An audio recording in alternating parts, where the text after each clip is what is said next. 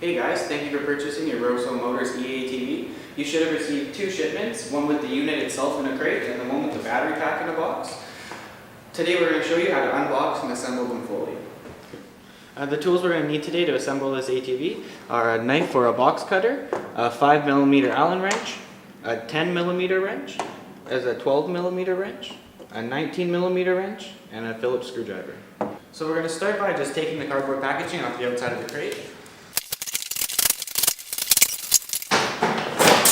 Now that we've removed the cardboard packaging, we're going to remove the steel crate from around the unit. We're going to be using the Phillips screwdriver and the 10mm wrench to do so. So we're going to put the 10mm wrench on the nut behind the screw, and then just simply use your Phillips screwdriver and unscrew the screw itself. Now that we've removed all the bolts from the frame of the bike, we're just going to cut any zap straps that are holding onto the top of the frame. So our next step is going to be to remove the top of the crate here. Simply just lift up, lift away. And then we'll be removing all the white protective packaging from around the bike.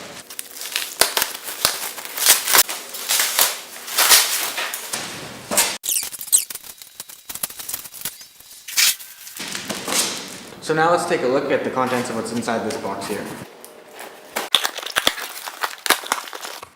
So here's the contents of that box. We have our reflectors here, which we'll show you how to install later. The battery charger for the bike. These are the nuts that go on the back of the reflectors. A fuse for the bike as well as a spare. We have the keys for the 3-speed switch. The toolkit that comes with the bike. We have been using our own tools just to make it a bit simpler here today. The clamps to install your handlebars and the bolts to use so. And then the knob that we're going to install on the forward, neutral, reverse switch. And the 4 fenders that we're going to put over each wheel.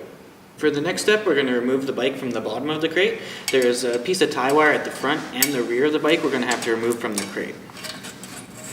You can simply just untie the tie wire, or if you have side cutters or anything, it just makes it that much quicker. Next, we're simply just going to lift the ATV right out of the bottom of the crate. So for the next step, we're going to install the handlebars on here. To do so, you're going to need to use the hardware provided in the box. So we're going to need the handlebar clamps here and the 4 long bolts to mount them down. So the first part here will be to break the 2 zap straps holding the reverse and neutral indicator on.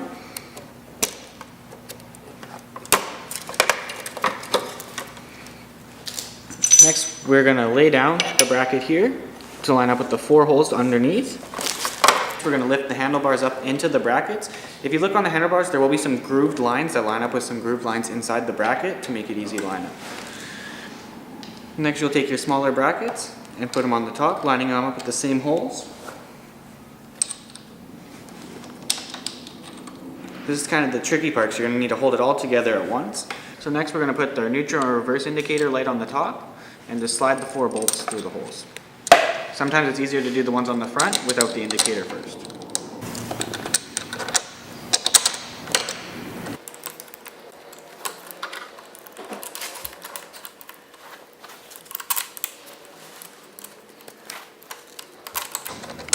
And once you get the 4 bolts loosely threaded in with your hand, you're going to take your 10mm wrench and tighten them all down when the handlebars are positioned right where you want them.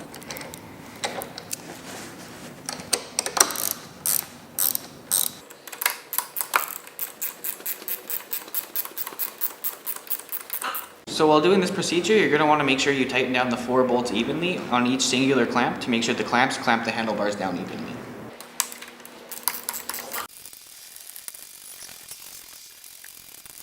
Now that we've finished installing the handlebar on the bike, we're going to install the 4 fenders that go over the wheels. We have 2 sets of fender here, the right side and the left side. For the right side, you can use it on the front or the rear. They're switchable. Same goes for the left side. So we'll be installing the fenders to these metal brackets coming up over the wheels. There's 2 Phillips screws that will be holding the fender in. So we're going to have to remove these screws. For this procedure, we are using a shorter Phillips screwdriver just for convenience. So we're going to remove these screws.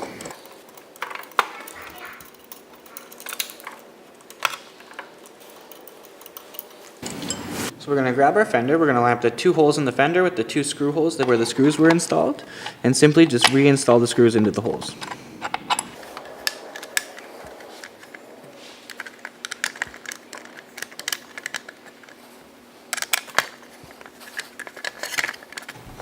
And this is the same procedure for all 4 fenders.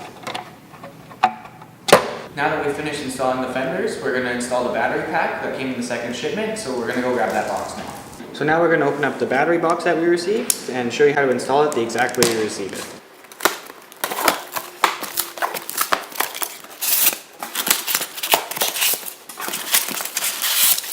The batteries are packaged inside a smaller box inside the battery box.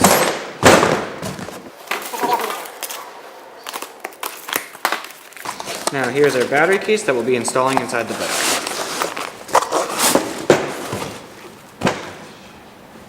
So to install the battery pack, we're going to be using our 5mm Allen wrench and our 10mm wrench.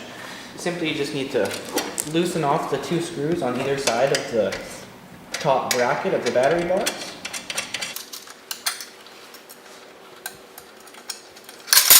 There's one at the front and one at the rear.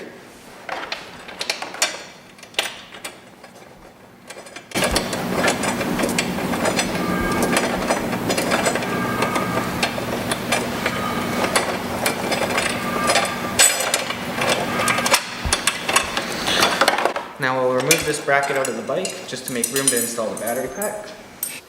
Simply just lift the battery pack and install it in the box.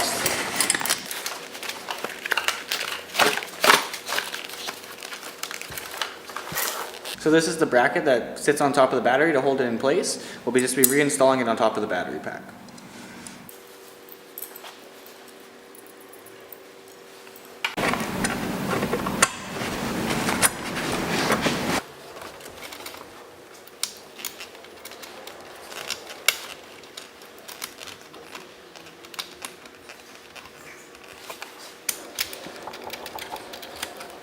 Next, you'll just tighten these down with your Allen wrench and your 10mm wrench on the nut. The procedure is the same on the front and the rear here. So now that we have our battery fully installed, we're going to install the fuse and plug in the battery. Simply for the fuse holder, you just pull the cap off of it. You'll see 2 prongs down inside it that you just want to press your fuse down into. Just install it there. Just press it down. Put the cap back on, and then there will be a white plug coming out of the battery case, and with this white plug coming down out of your harness, simply just click the 2 together, and you have your battery installed. So now we're going to install the shift knob onto the shifter here. Simply just slide this thing on. You're going to have one little screw that just installs through the top with your Phillips screwdriver.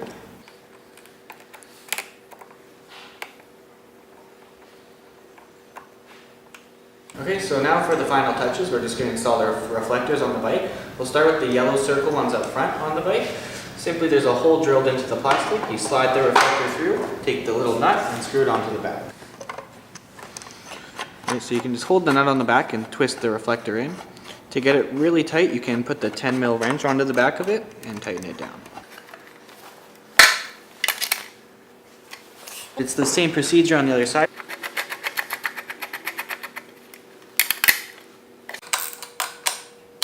So now that we have our bike fully assembled, there's just a few things that we want to check before we get out around it. First, we're going to use our 19mm wrench and go around and make sure all the wheel nuts are tight on all 4 wheels.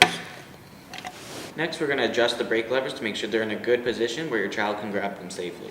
Simply just move them into the position where you like and tighten them down with your 5mm Allen wrench. Next, we want to take our key and put it in the speed governor and set it to the proper setting for your child's riding ability. So you have first, second, or third. Finally, we're going to take our keys to the other side of the bike and insert them in the ignition, turn to the on position, and we're ready to ride. As you can see now, we have our unit fully assembled here. It was a pretty quick and easy procedure. At the most, should take you about 30 minutes to complete. If you do have any questions while you are assembling the unit though, please feel free to contact us. We're happy to help you out, and we hope you enjoy your ride.